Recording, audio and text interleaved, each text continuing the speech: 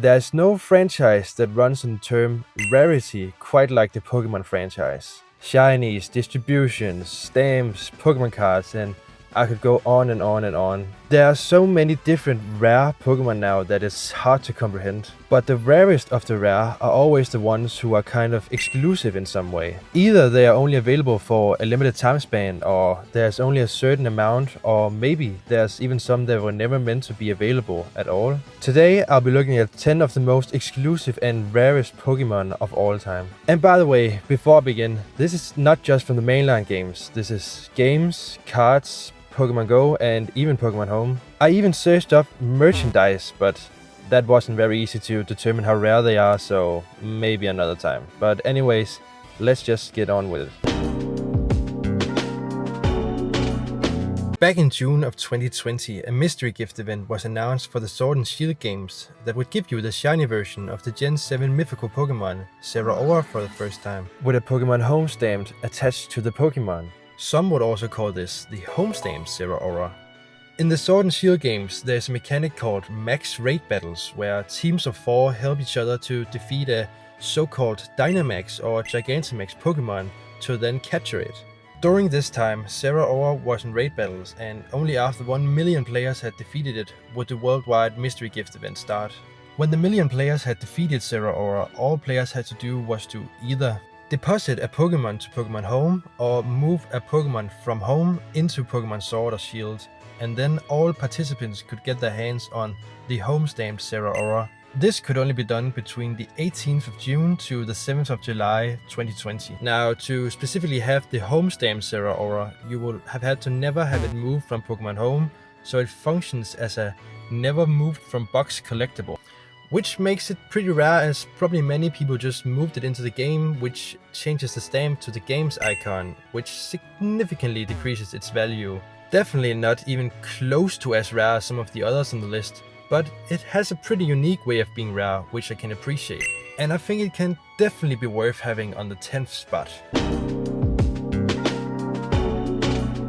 We are moving into the beautiful and expensive land of Pokemon Go. Many people might not want to count Pokemon from Pokemon Go as real contenders on a list like this, as Pokemon like Shiny Mew or Shiny Jirachi are very rare in mainline games, but not really that rare in Pokemon Go, as they are just bought as a ticketed research that every player who played in that time frame could buy. But Pokemon Go has their own unique forms of rare Pokemon that are worth a mention, and one of them is Shadow Lucky Pokemon. Now, back in 2019, 3 years after the game's release, Niantic would introduce Team Go Rocket into the game, and with that, Shadow Pokemon was introduced to Pokemon Go, who originally was from the Pokemon Colosseum and Pokemon XD Gale of Darkness games. Team Go Rocket appear at Pokestops and in Team Go Rocket balloons, where you have to battle and defeat them for an encounter with a Shadow Pokemon, which is a more attacking but less defensive version of the Pokemon with red eyes and a shadowy background. Combining that with Lucky Pokemon, which is a mechanic in the game that has a 1 in 20 chance of happening when trading with another player, which has the IV floor of a Pokemon being significantly higher and is way cheaper to power up. On the release day of Shadow Pokemon, there was a time frame of roughly 24 hours where Shadow Pokemon could be traded to Shadow Lucky Pokemon before Niantic eventually turned the feature off, which means you would have had to have a bunch of Shadow Pokemon ready to trade with another player just for a chance of it being lucky on only that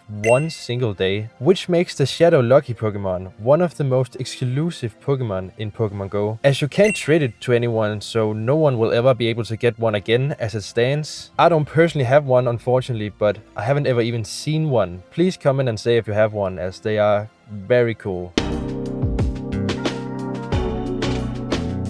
Back in October of 2004, Nintendo announced 2 new mainline Pokemon games for the soon-to-be-released Nintendo 3DS, which were the games called Pokemon Diamond and Pokemon Pearl. They originally wanted the games to be released in 2005, but it was eventually delayed to September of 2006, nearly 2 years after the announcement. One of their ways to keep up the hype for the release was to have the mythical Pokemon Manaphy be obtainable in the Pokemon Ranger video game that released about half a year before Diamond and Pearl. In Pokemon Ranger, after completing the main story and the Go Rock Squad, you could get a Manaphy egg from a special mission called Rescue the Egg, and from there you could get the Manaphy. Simple enough, but what if you wanted the shiny Manaphy? In Pokemon Ranger, Manaphy is shiny locked, so for you to actually get it, you would have to trade the egg into one of the Diamond and Pearl games, where it will still be shiny locked to that game's trainer ID. You then have to trade the egg from one of the games, let's say Pearl, trade it over to a Diamond game, and then the trainer ID changes and now the Pokemon is no longer shiny locked. After you have traded from game to game, a man in any of the Pokemarts will be there to give you the egg. And when you have the egg, you just have to walk 2,560 steps for it to hatch, and then you would have the original shiny odds of 1 in 8,192. And you would only have one egg per Pokemon Ranger save file. So if you don't get it, you would have to start over on a new save and try again, making this one of, if not the most difficult and tedious shiny hunts of all time. Now, this could be in the top 3 to 5 on the list, but there have been several glitches and exploits to have this be a much easier grab. But even so, it's still incredibly rare, and if anyone has that original shiny version of the Pokemon, you are a legend, my friend.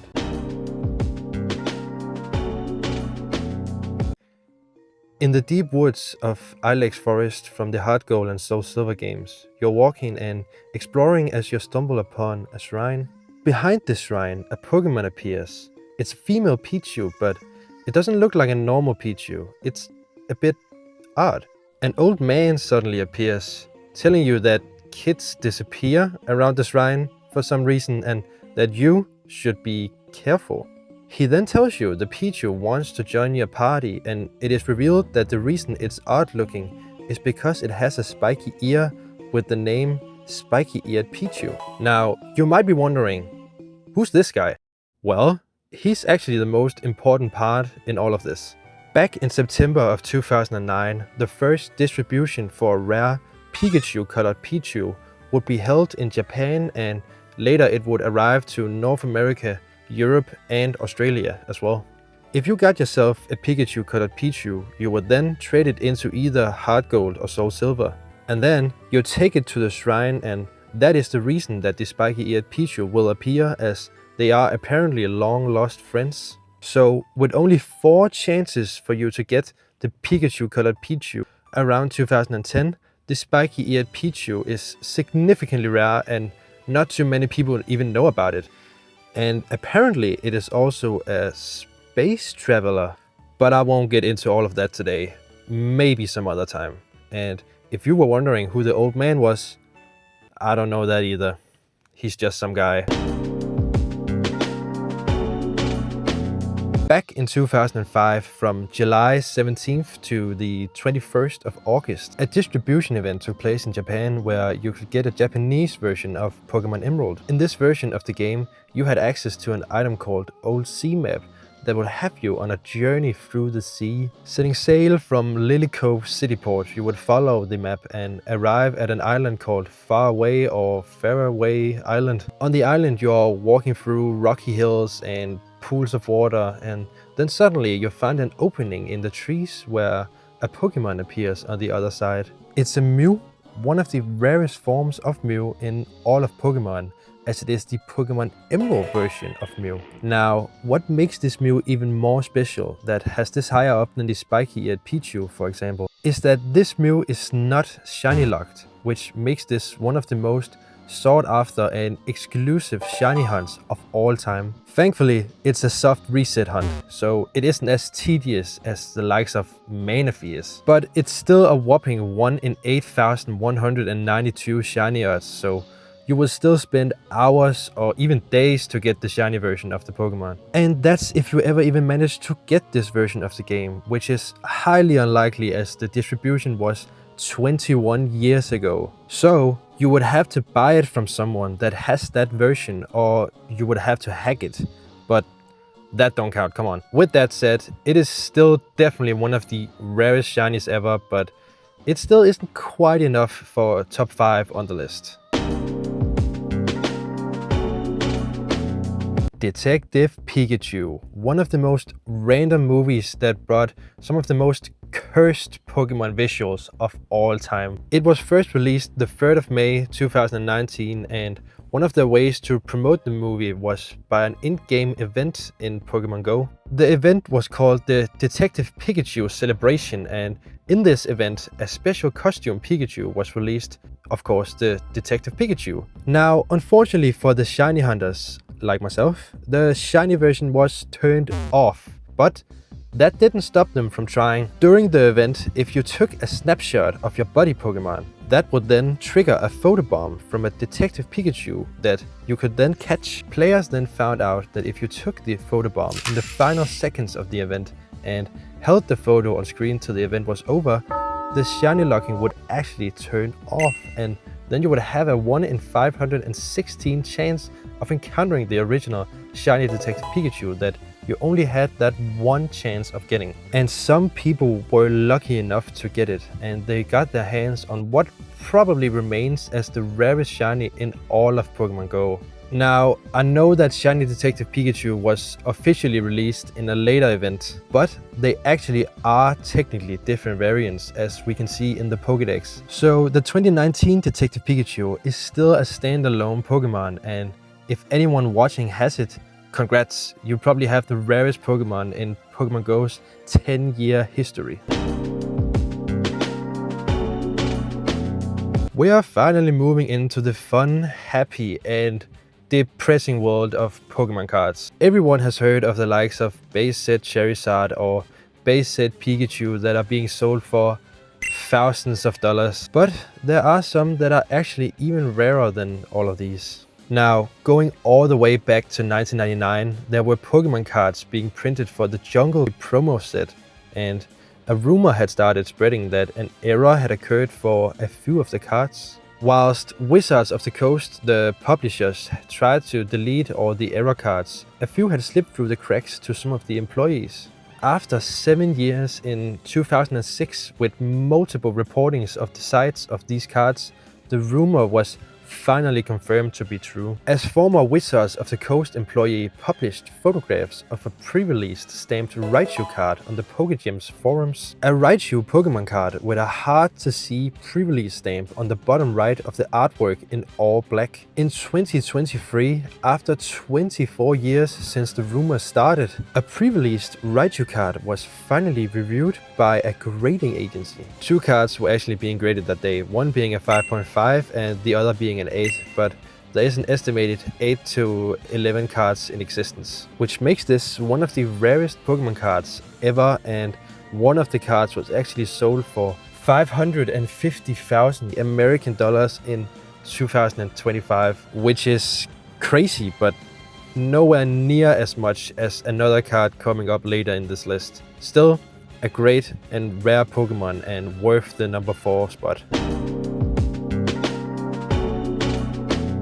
Now we're moving into a space of the events called a character fair. Character fairs is an event that celebrates fictional characters of anime, comics, or video games. At the character fair in Seoul, Korea 2009, there was a Pokemon being distributed in the Pokemon Exciting Adventure Festival to only a select lucky few. In the festival, there are 5 zones you could attend: the play zone, the stage zone, the game zone, the friendly shop, and at last, the Shaman Zone, where you could get the 2009 Character Fair Shaman. The way you could get the Shaman was to write a letter thanking another person, as Shaman is a thanking Pokemon. You then submit that letter to the stage, and then a lucky 10 people would be selected to win a bouquet from the movie Shaman and the Sky Warrior.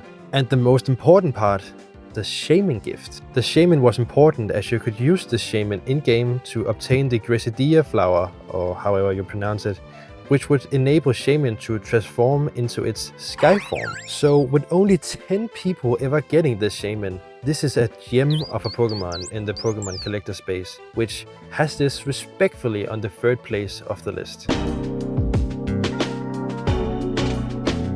Back in 1998, the Tamamushi University in Japan held an exclusive campaign called the Tamamushi University Hyper Test event. This would reward students from the school with some rare gifts and prizes. The way the student could actually achieve any of the prizes was by passing a series of mail-in exams, and afterwards attend a special Pokemon tournament. One of the prizes was a Magikarp Pokemon card that only had 1,000 copies printed and handed out to students that did well in the exams. But what is even rarer is the in-game University Magikarp that only top students would receive for their Game Boy. Only 20 of these were ever handed out, which makes this one of the rarest Pokemon of all time. And the reason you can tell this Magikarp apart from others is that this is the only form of Magikarp that can learn the move Dragon Rage, which is kind of cool. And the only reason this is higher than the Shaymin one, that is a 1 in 10 and this is a 1 in 20, is because Shaymin has had multiple distributions, whereas with the Dragon Rage move, this Magikarp is a legitimate only 1 of 20 ever, which just gives this the edge a little in my opinion. Why Nintendo decided to give away such a rare Pokemon to some school students is definitely a decision, but apparently it was to enroll students to a fictional university and to teach game knowledge, which is cool, I guess. I have never heard of anything like that before, but anyways, it definitely deserves the second spot.